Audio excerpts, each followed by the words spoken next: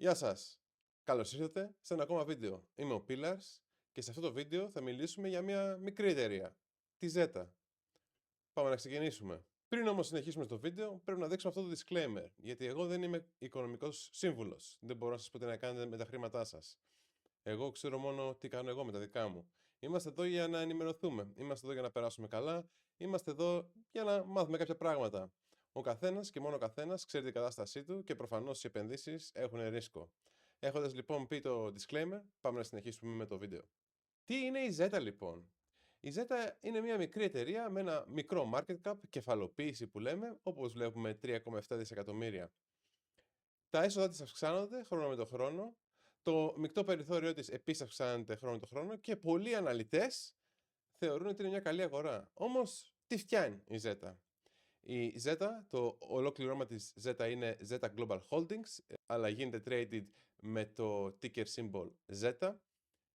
Είναι μια διαφημιστική εταιρεία που παράγει μια AI πλατφόρμα δεδομένων και είναι business to business, δηλαδή παράγει διαφημίσεις για άλλες εταιρείες που έπειτα διαφημίζουν τα προϊόντα τους και εμείς οι αγοραστές επιλέγουμε να κάνουμε την αγορά ή όχι. Ιδρύθηκε το 2007 στη Νέα Υόρκη. Ποια είναι τα προϊόντα της Zeta? Η Zeta έχει αρκετά προϊόντα, όπως θα δούμε έχει μια πλατφόρμα marketing, έχει messaging κανάλια, έχει μια πλατφόρμα δεδομένων καταναλωτών και περιέχει δεδομένα από πάρα πολλά εκατομμύρια Αμερικάνων.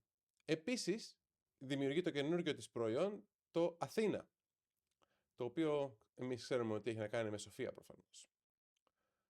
Για το οποίο θα μιλήσουμε πολύ πιο συγκεκριμένα αργότερα.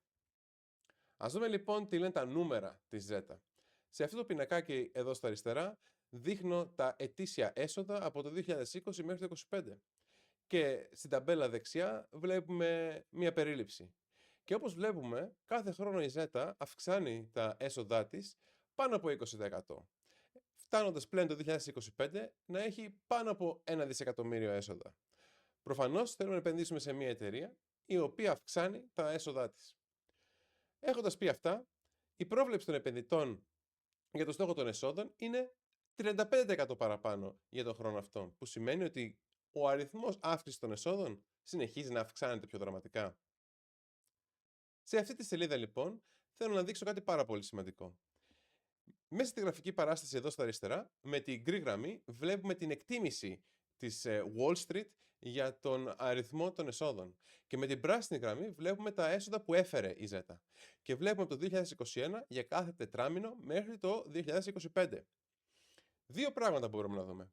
Πρώτον, ο ρυθμός αύξησης των εσόδων αυξάνεται.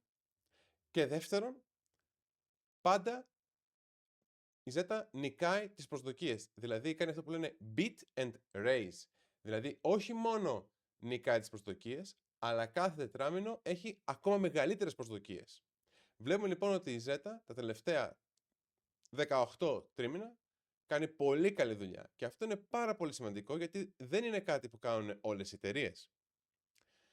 Πιο συγκεκριμένα όμως, σε αυτή τη σελίδα βλέπουμε μια πάρα πολύ ενδιαφέρουσα πληροφορία. Στη γραφική παράσταση εδώ στα αριστερά βλέπουμε ότι έως και το προηγούμενο τετράμινο η Zeta είχε ζημία. Δηλαδή, ο συνολικός αριθμός χρημάτων που έβγαζε, τα έσοδά της, αφαιρώντας ό,τι πλήρωνε, έχανε χρήματα. Θα μου πείτε πώς έμενε ζωντανή λοιπόν, από επενδυτές. Όμως, για πρώτη φορά το προηγούμενο quarter είχε profitability που λένε, κερδοφορία.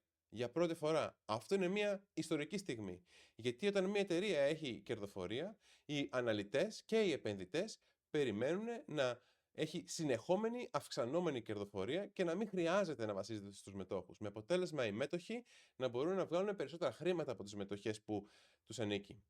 Πιο συγκεκριμένα, από μείον 3,6 εκατομμύρια γύρισε στα συν 6,5, δηλαδή 10 εκατομμύρια διαφορά. Όπως είπε ο CEO, ο CFO, Chief Financial Officer, έχουμε ένα quote εδώ πέρα που προσδοκεί ότι το 2026 θα είναι ένα πάρα πολύ καλός χρόνος για την εταιρεία αυτή. Και εδώ πάνω από την εικόνα μου βλέπουμε το free cash flow, την ροή των ελεύθερων χρημάτων, να το μεταφράσουμε στα ελληνικά. Free cash flow είναι ένα πάρα πολύ σημαντικό metric, μια πάρα πολύ σημαντική ποσότητα για τις εταιρείες. Free cash flow είναι πόσα χρήματα διαθέτει η εταιρεία αφού πληρώσει, να το πούμε έτσι απλά, όλους τους λογαριασμούς της. Βλέπουμε τώρα λοιπόν ότι θα φτάσει κάπου στα 55 εκατομμύρια, τα οποία θα είναι πλάς 76% ετήσια αύξηση. Δηλαδή καταλαβαίνουμε από όλα αυτά που έχουμε δει ως τώρα, ότι η εταιρεία αυξάνει τα έσοδά της με αυξανόμενο ρυθμό και ότι η εταιρεία πλέον είναι κερδοφόρα για πρώτη φορά. Αυτά τα δύο μαζί δημιουργούν μια πολύ ισχυρή βάση, έτσι ώστε εμείς οι επενδυτές να μπορούμε να νιώσουμε κάποιο ασφάλεια ότι η εταιρεία είναι κερδοφόρα και ότι η εταιρεία αυξάνει τα κέρδη της. Επίσης, κάποιες ακόμα γραφικές παραστάσεις στα αριστερά. NRR σημαίνει Net Revenue Retention, δηλαδή από τα συνολικά της έσοδα πόσα κράτησε. Και τι βλέπουμε, ότι με τα χρόνια, από το χρόνο 2023 μέχρι σήμερα, το ποσοστό των εσόδων που κρατάει η εταιρεία για να τα κάνει ό,τι θέλει, αυξάνεται και κατά δεύτερον, φτάνει νέα ύψη σε κάθε χρόνο. Προφανώς, αυτό είναι κάτι το οποίο εμείς οι μέτοχοι θέλουμε να έχουν οι εταιρείες που επενδύουμε. Στη δεύτερη γραφική παράσταση βλέπουμε τους super scale πελάτες. Δηλαδή, τι σημαίνει αυτό? Όπως βλέπουμε στα ταμπελάκια από κάτω, υπάρχουν κάποιες εταιρείες, λέγονται Fortune 100, Fortune 100. Είναι 100 πάρα πολύ μεγάλες αμερικάνικες εταιρείες. Και Fortune 500 είναι οι 100 μεγαλύτερες και 400 ακόμα. Και όπως βλέπουμε, ο αριθμός των πελατών αυξάνεται χρόνο με το χρόνο. Τι σημαίνει αυτό λοιπόν? Αυτό σημαίνει ότι όχι μόνο αυτοί που έχουν συνδρομή με τη Zeta βγάζουν κέρδος, αλλά το λένε και στους φίλους τους και η Zeta πουλάει και στους φίλους τους. Εμένα λοιπόν σαν επενδυτή αυτό μου αρέσει πάρα πολύ, γιατί σημαίνει ότι η δουλειά της Zeta είναι καλή και ότι συνιστάται από πολλούς. Βλέπουμε επίσης πάνω από την εικόνα μου ότι αυξάνονται με το χρόνο ο αριθμός των πελατών της Zeta. Και επίσης βλέπουμε ότι αυτοί οι πελάτες έχουν δαπάνη χρημάτων, σπαταλάνε χρήματα για διαφημίσεις πάνω από 100 δισεκατομμύρια. Δηλαδή, μπορούν αυτοί οι πελάτες να δώσουν στη Zeta για να τους διαφημίσει τα προϊόντα πάρα πολλά χρήματα. Άμα η εταιρεία βγάζει κάποια εκατομμύρια και αυτοί διαθέτουν δισεκατομμύρια, προφανώς είναι μια πολύ μεγάλη αγορά που μπορεί η Zeta να κάνει capitalize.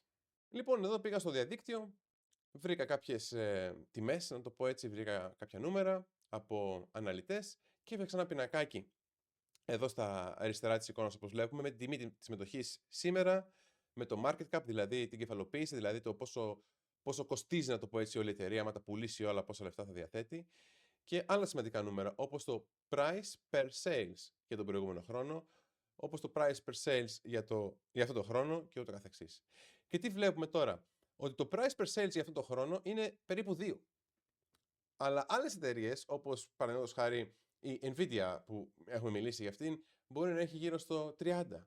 Αυτό σημαίνει ότι η Zeta έχει πάρα πολύ χώρο, όταν λέω η Zeta εννοώ η τιμή της μετοχής, έχει πάρα πολύ χώρο για να τρέξει, να αυξηθεί. Γι' αυτό το λόγο λοιπόν η δυνητική άνοδος, δηλαδή το πόσο θεωρούν οι αναλυτές ότι θα αυξηθεί η τιμή της μετοχής, είναι περίπου 80%. Η Zeta λοιπόν, ενώ μεγαλώνει σαν εταιρεία, έχει ένα πολύ μικρό πολλαπλασιαστή, να το πω έτσι. Όλα αυτά μαζί μου λένε εμένα ότι είναι πολύ πιθανό η τιμή της μετοχής να αυξηθεί. Και στο pie chart στα δεξιά, πάνω από την εικόνα μου, πήρα πιο πολλά δεδομένα από πιο πολλούς αναλυτές και βλέπουμε δύο πράγματα. Πρώτον, οι περισσότεροι, 70%, θεωρούν ότι είναι μια ισχυρή αγορά, δηλαδή θα ήταν καλό να αγοράσουμε. 10% λένε «ΟΚ, είναι καλή αγορά» και 20% λένε «κρατάω, ούτε αγοράζω, ούτε πουλάω». 0% όμως θεωρούν ότι η Zeta είναι μια εταιρεία η οποία δεν θα πάει καλά και καλό είναι να πουλήσουμε. Επομένως, ακόμα και αναλυτές που μπορούν να είναι λίγο συντηρητικοί με το να επενδύουν σε μικρές εταιρείες, θεωρούν ότι είναι μια πολύ καλή περίοδος να αγοράσει κάποιος μετοχές Zeta. Έχουμε μιλήσει λοιπόν για τα νούμερα, έχουμε πει εισαγωγικά τι κάνει η Zeta, τι φτιάνει, για να δούμε λίγο πιο συγκεκριμένα. Η Zeta λοιπόν έχει πολλά δεδομένα και ξέρουμε εμείς στην εποχή του AI σημασία έχει οι εταιρείες να έχουν προσωπικά δεδομένα καταναλωτών. Η Zeta λοιπόν έχει πάνω από 240 εκατομμύρια ανθρώπων δεδομένα και αυτό είναι πάρα πολύ καλό, γιατί σε συνδυασμό με AI υποδομή, μπορεί να χρησιμοποιήσει τα δεδομένα που έχει, έτσι ώστε να φτιάξει διαφημίσεις κομμένες και ραμμένες για τις ανάγκες του κάθε καταναλωτή. Με αποτέλεσμα να είναι πολύ πιο δελεαστικές για τον καταναλωτή να αγοράσει τα προϊόντα.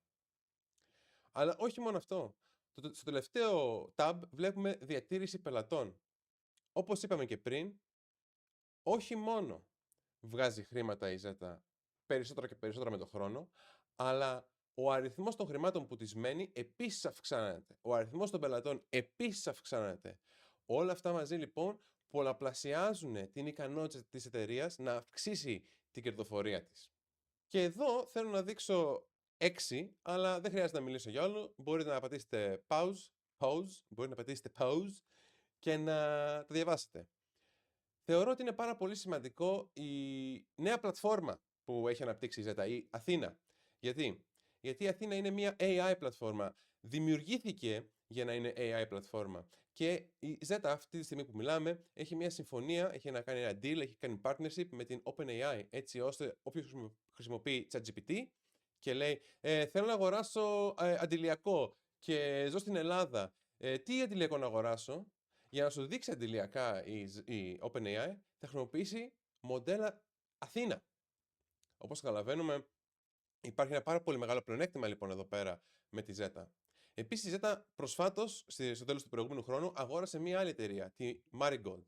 Η Marigold τέλος πάντων είναι μια πλατφόρμα, είναι ένα software το οποίο χρησιμοποιόταν από πολλές Fortune 100 εταιρείες. Δηλαδή η Zeta τώρα μπορεί να έχει περισσότερους πελάτες, να το πω έτσι.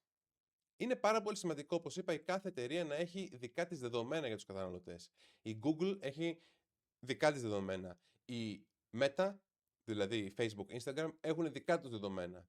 Έτσι και η Zeta. Τα cookies της ανήκουν, δεν τα νοικιάζει από αλλού. Παραδείγματος χάρη, μια άλλη διαφημιστική εταιρεία, το Trade Desk, δεν έχει δικά του δεδομένα. Οπότε βλέπουμε ότι εδώ πέρα σιγά σιγά η Zeta αρχίζει και χτίζει ένα moat, όπως είπαμε πριν με την Nvidia, γιατί moat είναι πάρα πολύ σημαντικό, ειδικά άμα είσαι στην εποχή του AI. Έχει η Zeta αυτή τη στιγμή πάρα πολλά tailwinds που λένε, δηλαδή έχει αέριδες που σμπρώχνουν τη δουλειά. Πάει καλά η δουλειά, δεν κολώνει, να το πω έτσι απλά. Και επίσης έχει πάρα πολύ δελεαστικούς στόχους για το χρόνο αυτό και τον επόμενο. Και όταν μια εταιρεία έχει πάρα πολύ μεγάλους στόχους, θεωρείται ότι οι προσδοκίες επίσης είναι μεγάλες. Με αποτέλεσμα η Wall Street να την κοιτάει την εταιρεία. Για αυτό το λόγο ήθελα να αφιερώσω μία σελίδα στην Αθήνα. Όχι επειδή έχει ελληνικό όνομα, αλλά επειδή είναι μία μοναδική πλατφόρμα. Δεν υπάρχει άλλη εταιρεία που να συνδυάζει software as a service με inherently AI και δεδομένα και να έχει ήδη συμφωνία με ένα LLM, OpenAI, ChatGPT. Το πώς δουλεύει το Αθήνα δεν θα το συζητήσω σε μεγάλη έκταση σε αυτό το βίντεο, γιατί είναι ένα βίντεο από μόνο του. Μπορεί ο καθένας να ενημερωθεί αν θέλει. Άμα υπάρχει ενδιαφέρον, κάνω ένα βίντεο συγκεκριμένα για την πλατφόρμα Αθήνα. Αλλά εδώ πέρα βλέπουμε κάποια tabs τα οποία περιέχουν κάποιο είδους αναλυτικότερες πληροφορίες για την Αθήνα. Η Αθήνα δεν έχει χρησιμοποιηθεί ακόμα έως σήμερα για κερδοφορία. Επομένως, στο επόμενο τετράμινο, όταν μας δείξει τα κέρδη του τετραμήνου, τότε θα δούμε τι έκανε η Αθήνα. Και αυτή η μέρα είναι 30 Απριλίου, σε λίγες μέρες. Όμως δεν είναι όλα μέλι γάλα. Γιατί, όπως είπαμε, υπάρχει ανταγωνισμός στον χώρο των διαφημίσεων, μεγάλος ανταγωνισμός. Και σε αυτή τη σελίδα βλέπουμε κάποιους κινδύνους οι οποίους διατρέχει η εταιρεία. Εγώ θεωρώ ότι επειδή η εταιρεία αυτή, η Zeta, έχει δικά της δεδομένα, έχει χτίσει τη δική της πλατφόρμα, έχει ήδη συνεργασία με LLMs, ChatGPT πιο συγκεκριμένα, έχει γυρίσει στην κερδοφορία και έχει αποδείξει τα τελευταία 18 τετράμινα ότι beat and raise, όπως είπαμε, νομίζω ότι δεν υπάρχει τόσο μεγάλο ρίσκο ώστε να φαλιρίσει η εταιρεία. Έχοντας πει αυτά λοιπόν όμως, πρέπει να έχουμε στο μυαλό μας κάτι ακόμα. Την αποκάλυψη των SaaS. Τι είναι SaaS? SaaS είναι ακρονίμιο, σημαίνει Software as a Service. Και είναι αυτό που πουλάει η Zeta. Τον τελευταίο καιρό, πολλές software εταιρείες, Datadog, Adobe, Databricks, Duolingo, ServiceNow και πολλές άλλες δεν πάνε και τόσο καλά. Με την έννοια, πιστεύουν οι αναλυτές ότι τα LLMs, ο Claude, το ChatGPT, ο Grok και δεν ξέρω κι εγώ ποιος άλλος, το Gemini, θα πάρουν τις δουλειές τους. Και προφανώς υπάρχει μία αλήθεια σε αυτό. Οι άνθρωποι δεν είναι χαζοί που κάνουν τέτοιου είδους προβλέψεις.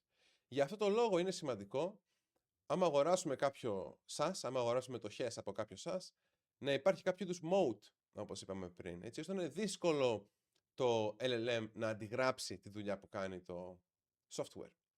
Γι' αυτό το λόγο νομίζω ότι η Zeta δεν διατρέχει μεγάλο κίνδυνο. Γιατί τα data που έχει τις ανήκουν.